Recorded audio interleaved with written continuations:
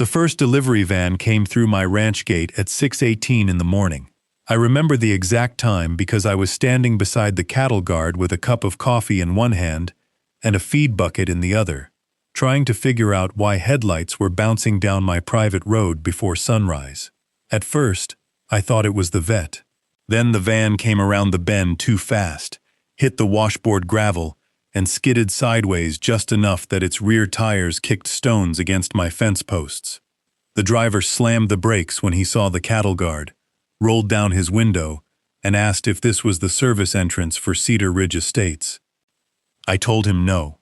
He looked confused and held up his phone. The route on his screen pointed straight through my ranch road. Before I could explain, a moving truck appeared behind him, then a pickup pulling a landscaping trailer, then an appliance delivery box truck, then 2 contractor trucks with ladders on top. All of them were lined up on a road my family built for tractors, feed deliveries, vet calls, cattle trailers, and hay wagons. Not for subdivision logistics, not for furniture movers, not for roofing crews, not for residents who wanted their new refrigerators delivered without waiting at the HOA service gate. The moving truck tried to back up and clipped the fence post beside the cattle guard. The driver got out, looked at the broken wood, and said, "The HOA told us this was the temporary delivery route." That was when I saw the sign. It had been planted at the entrance to my ranch road, just off County Road 12, Cedar Ridge Service Deliveries, temporary route. A bright orange arrow pointed directly into my land. I had never given permission. I had never signed an easement. I had never approved a delivery route. Then Karen pulled up in a white SUV with the Cedar Ridge Estates logo on the door. She was not technically the HOA president. She was the property manager. But she acted like she owned every inch of dirt within sight of the subdivision. She stepped out holding a clipboard and told the drivers to keep moving. I told her nobody was moving through my ranch road. She said the HOA's service entrance was under repair, and Cedar Ridge had approved a temporary logistics corridor. I asked who approved it. She said the board and management. I asked for the recorded easement. She said, "This road is on our logistics map." I told her, a logistics map does not create property rights.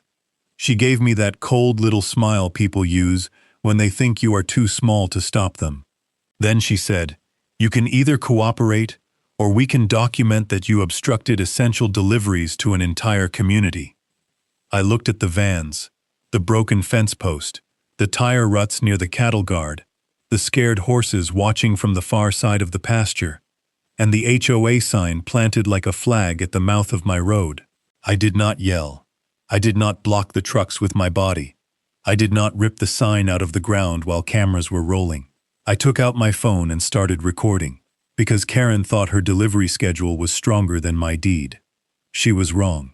By the end of that week, the county road map shut down Cedar Ridge's delivery route. The HOA had to send corrections to every vendor and contractor, and their entire service gate repair plan collapsed because it had been built around a ranch road they never had the right to use. My ranch road was not much to look at if you did not know what it meant. It started at County Road 12, crossed an old cattle guard, curved past the front pasture, dipped beside a drainage ditch, and climbed toward the barn, equipment shed, feed room, and hay field. It was gravel in the dry months, mud in the wet months, dust in August, and trouble every time someone drove too fast. But to me, it was one of the most important parts of the ranch. A ranch is not just the house. It is the roads, gates, water lines, fences, sheds, pastures, ditches, and all the unglamorous things that keep animals safe and work moving. That road carried feed trucks when winter grass ran short. It carried the vet truck when one of the horses got sick. It carried the hay trailer my father used before I inherited it.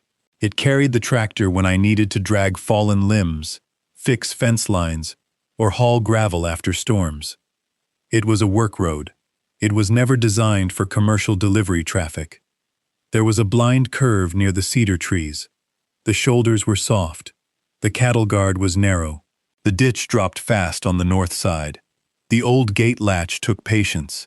If you came through in a hurry, you could tear up the gravel, scare the livestock, break a fence post, or end up stuck with one wheel in the ditch, and your insurance company asking why you were there in the first place. My father knew every inch of it. He bought the ranch before Cedar Ridge Estates existed.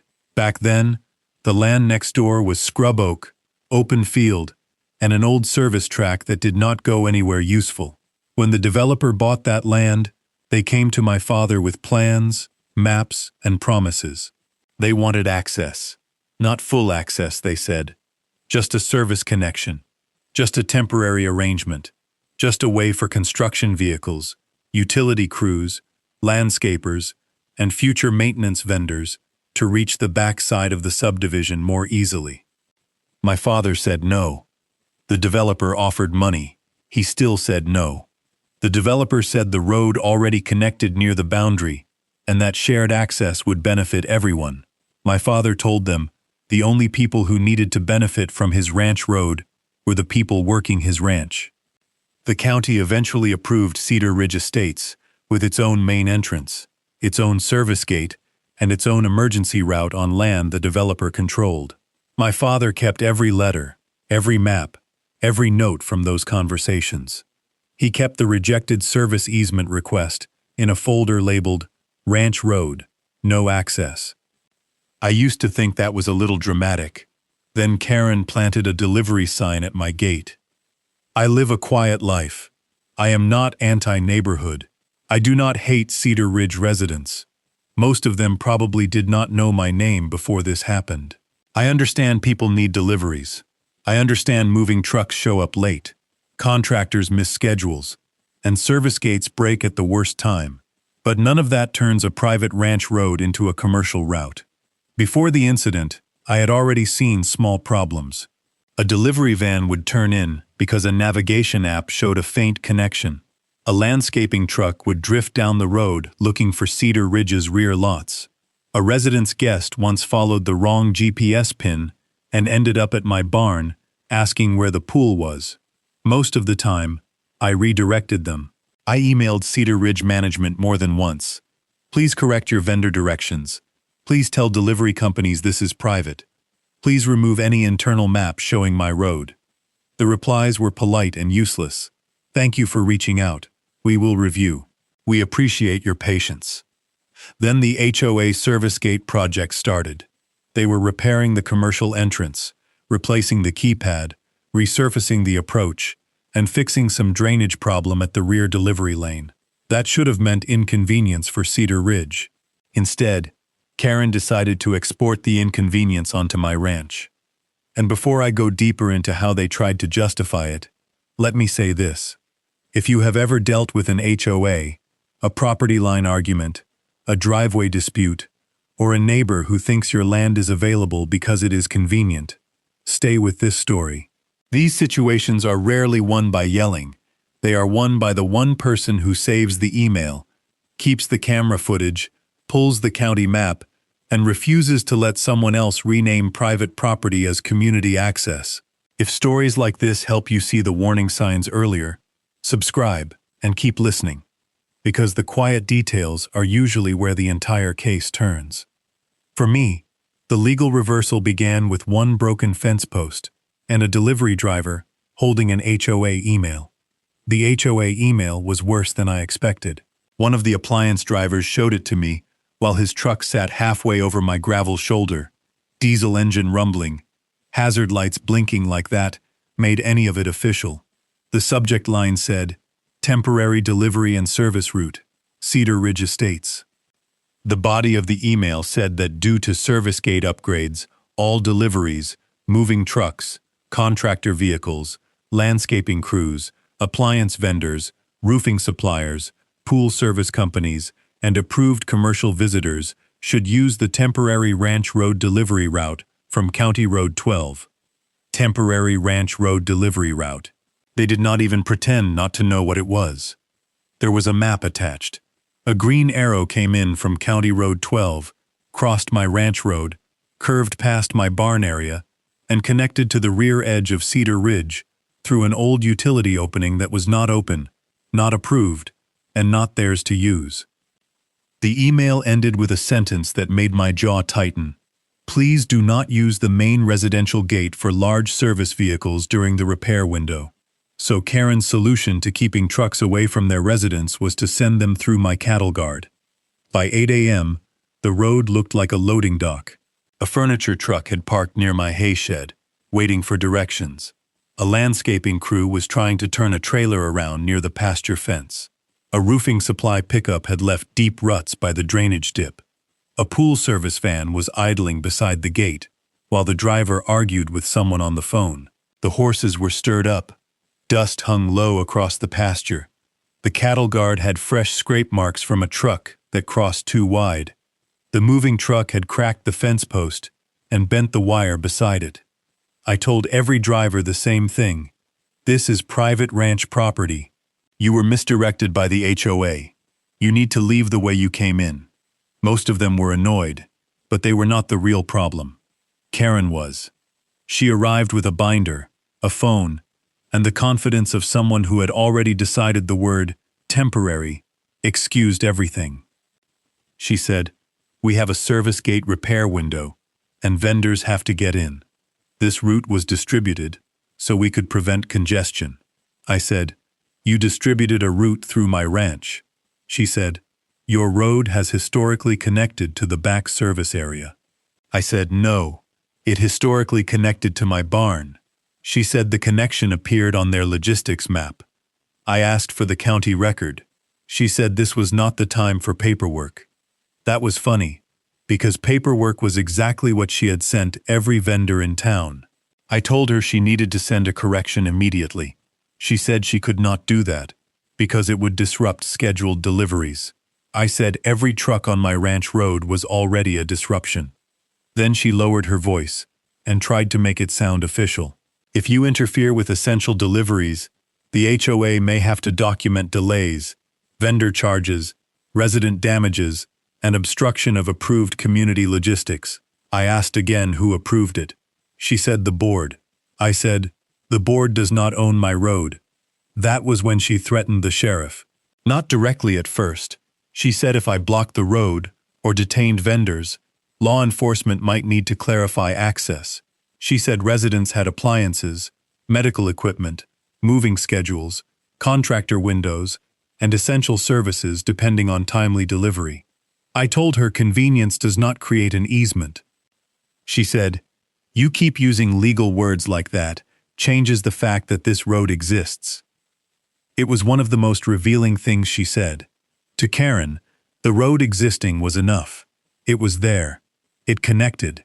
It made her problem easier. Therefore, in her mind, it was available. That is how a lot of property disputes start. Not with someone misunderstanding where the line is, but with someone understanding perfectly that your land would solve their problem if only you stopped acting like it was yours. I recorded the sign. I recorded the drivers. I recorded Karen saying the route was approved. I recorded the broken fence post, the cattle guard damage, the ruts, the dust, the tire marks, the email, the logistics map, and the delivery slips. Then I sent one message to Cedar Ridge Management, effective immediately. Stop routing commercial vehicles through my private ranch road. No access is granted. No service easement exists. All further entry will be documented as trespass and property damage. Karen replied 20 minutes later, "The HOA disagrees with your characterization." That was it. No apology. No correction. No removal of the sign. By noon, another delivery truck turned in. That was when I called my attorney. My attorney's name was Mark Ellis, and he had a simple rule for land disputes. Do not argue from memory if you can argue from records. He told me to stay calm, avoid confrontation with drivers, keep the gate open only long enough to let misdirected vehicles leave safely, and document every new entry. He also told me to pull the old ranch folder my father had kept. I knew exactly where it was. Ranch Road, no access. Inside was everything. The deed, the old survey, the county parcel map, the county road map, gravel invoices going back years, maintenance receipts, Fence repair notes. The original developer letter requesting service access. My father's written refusal. A second letter from the developer, offering a proposed easement payment. Another refusal. The county subdivision approval for Cedar Ridge Estates. The approved service gate plan. The emergency access plan. None of it gave Cedar Ridge the right to use my ranch road. Mark pulled the official county records that afternoon. He confirmed what I already knew but needed in writing. My ranch road was private. It was not a public road. It was not county maintained. It was not dedicated for public use. There was no recorded HOA service easement. There was no commercial delivery easement. There was no temporary construction access agreement.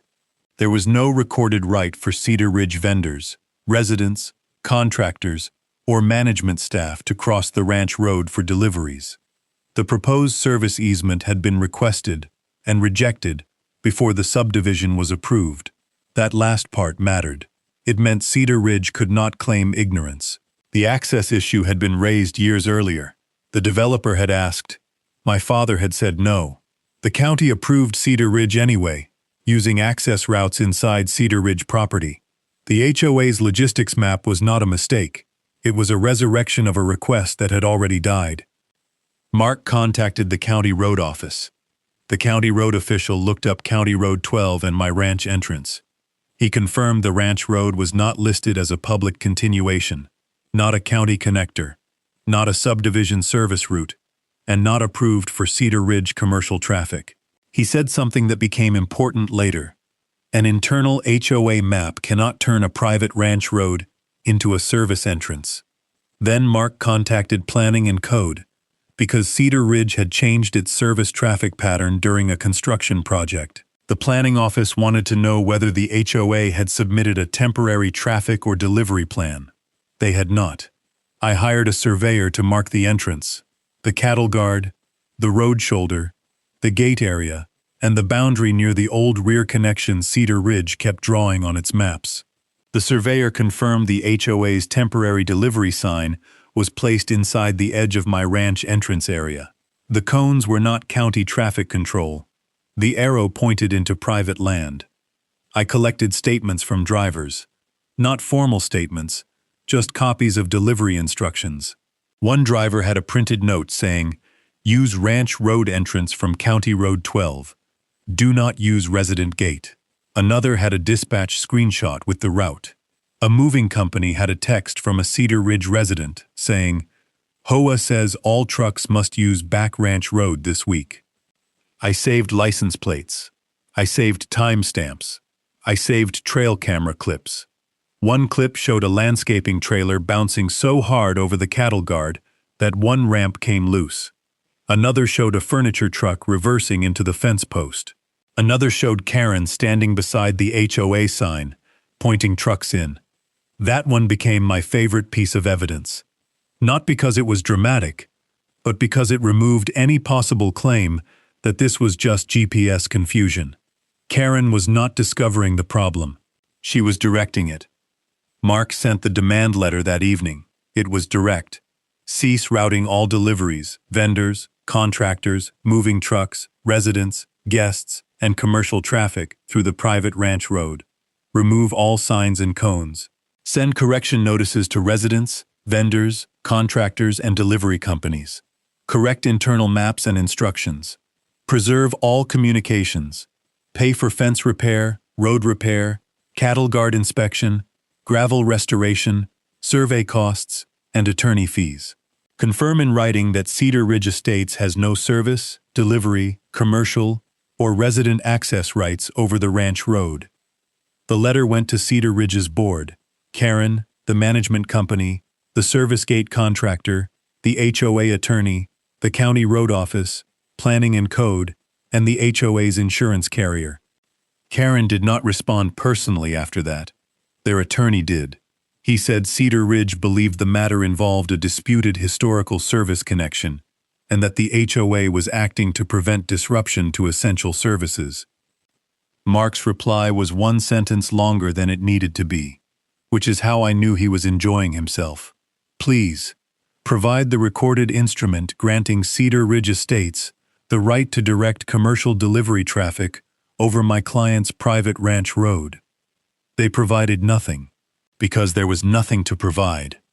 The legal reversal came from a county road map that looked boring enough to put someone to sleep. No dramatic language, no big red warning, just lines, labels, road numbers, maintenance classifications, parcel boundaries, and one very clear fact. My ranch road was not a public road. It ended on my property. It did not continue as a county service road. It did not become Cedar Ridge's delivery entrance. It did not connect to any approved subdivision route. The county road official came out 2 days after the demand letter. So did a planning and code officer, a sheriff's civil deputy, Mark, the surveyor, Karen, Cedar Ridge's attorney, the HOA manager, and a representative from the contractor repairing the service gate. The temporary delivery sign was still there when the county arrived. That was Karen's first mistake of the day. A delivery van also turned in during the meeting. That was her second. The driver rolled down his window and said he had been instructed to use the ranch route for Cedar Ridge deliveries. Mark asked if we could photograph the instruction. The driver shrugged and showed his phone. Karen looked like she wanted the ground to swallow the van. The county road official asked Cedar Ridge's attorney for the approval, authorizing commercial traffic through my ranch road. The attorney said the HOA was reviewing historical access. The official asked for the recorded easement. The attorney said the route appeared on certain internal operational maps. The official said, "I am not asking about internal maps." Then he unfolded the county road map across the hood of his truck. He pointed to County Road 12, then to Cedar Ridge's approved main entrance, then to Cedar Ridge's approved service gate, then to my ranch road. "This is private," he said. Karen said the road had been used before. The official said prior mistaken use did not create public access. Karen said the HOA needed a temporary delivery solution. The planning officer said temporary traffic changes still required authority and could not be placed over private agricultural property without consent. Karen said residents needed essential services. Mark said, delivery convenience is not a property right. The sheriff's deputy, who had been quiet until then, looked at Karen and said that after formal notice, continuing to direct vendors through the road could create trespass complaints and civil liability. He made clear that the sheriff's office would not force me to keep my ranch road open because an HOA service gate project was inconvenient. The contractor representative then added the detail that made residents furious later. He said the service gate repair schedule had assumed commercial vehicles would use the temporary ranch route for at least 10 days.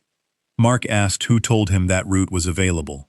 He said Cedar Ridge Management. Everyone looked at Karen. She said the route had been part of the logistics plan. The county road official said, "Then the logistics plan is not approved." That was the moment it ended. Not emotionally. Karen was still angry. The HOA attorney was still careful. The contractor was still worried. But legally, the route was dead. The county required Cedar Ridge to cease unauthorized commercial routing immediately. The temporary sign had to come down. Vendor instructions had to be corrected. Residents had to be notified. The HOA had to submit a revised service gate traffic plan using approved access points. Planning and Code opened a compliance note because Cedar Ridge had altered service routing during a construction project without proper authorization. The sheriff's deputy documented the warning. Mark updated the damage claim. And I stood there beside the cattle guard, looking at the same road Karen had tried to rename, feeling something shift back into place. The road was still dusty, the fence was still broken, the gravel still needed work, but it was mine again. Cedar Ridge sent the correction email that afternoon. It was written like someone had swallowed every word they actually wanted to say. Effective immediately. All vendors, delivery drivers, moving companies, contractors, landscaping crews, appliance deliveries, and commercial service providers must use Cedar Ridge's approved entrances only. The previously distributed temporary ranch road route is withdrawn and must not be used. Withdrawn. Not modified. Not paused. Withdrawn. They also sent a notice to residents explaining that the ranch road off County Road 12 was private property and not approved for Cedar Ridge access. Vendors were to be redirected through the main gate or scheduled through the official service entrance once the contractor established safe timing. That created chaos inside Cedar Ridge. Deliveries backed up. Moving trucks had to reschedule. The service gate contractor had to change the repair plan. The HOA had to pay for flaggers at the main entrance, temporary scheduling software, and extended work hours. Residents who had been promised a smooth repair window suddenly had delays, fees, and inconvenience. That was not my problem. It became Karen's problem. The HOA meeting was packed the following Monday. I attended with Mark because our damage claim and access demand were on the agenda. Cedar Ridge residents stared at me when I walked in. Some looked annoyed. Some looked curious. A few looked embarrassed because their own moving trucks or delivery vans had been part of the footage. Karen opened the meeting by saying the board had acted quickly during a difficult service gate repair and had attempted to minimize disruption to residents. She said the ranch road issue had been caused by a misunderstanding about historical service access. Mark stood up and corrected her. Not loudly, not aggressively, just with documents. He put the county road map on the screen first, then the deed, then the survey, then the developer's old request for service access, then my father's written refusal, then the county subdivision approval, showing Cedar Ridge's approved entrances, then the HOA vendor email, then the logistics map, then the video of delivery trucks driving through my ranch road, then the clip of Karen standing beside the temporary sign while trucks entered, then photos of the broken fence post, cattle guard scrape marks, gravel damage, shoulder ruts, and frightened horses along the pasture line. Then the county road official's written notice. The room changed as each document appeared. At first, residents looked defensive, then confused, then irritated in a different direction. A man in the second row raised his hand. So our delivery route was never legal? The HOA attorney said it had not been approved for commercial access. A woman near the back asked, "Then why did the email tell my movers to use it?" No one answered quickly. Another resident asked whether the HOA would have to pay for the ranch damage. The treasurer said the board was reviewing the claim with insurance. That was when residents really started paying attention. Because inconvenience is one thing, a claim that affects HOA funds is another. Karen tried to explain that the service gate repairs created pressure and management needed to keep essential deliveries moving. She said the ranch road had appeared on old planning materials. She said there was a belief that the route could be used temporarily. Mark put my father's refusal back on the screen. The developer had asked. The ranch owner had said no. The county had approved Cedar Ridge without that access. There is something powerful about a simple document in a room full of excuses. A resident asked if Karen knew about my earlier emails, warning management not to route vendors through the ranch road. The management representative admitted the emails existed. That ended the misunderstanding argument. They had been warned. They did it anyway. The contractor representative then explained that the service gate repair would cost more because the assumed temporary route was unavailable. Flaggers, revised scheduling, vendor delays, and additional coordination would increase the project cost. Residents were not happy. One of them said, "So we tried to save time by using his road, and now it costs more because we had no right to use it?" Again, silence. That silence was the sound of an HOA board, realizing the residents had stopped blaming the ranch owner. At the end of the meeting, Cedar Ridge voted to comply with the county notice, remove all references to the ranch route, reimburse documented damage subject to insurance review, pay survey costs, and negotiate attorney fees. Karen voted against paying attorney fees. Residents noticed.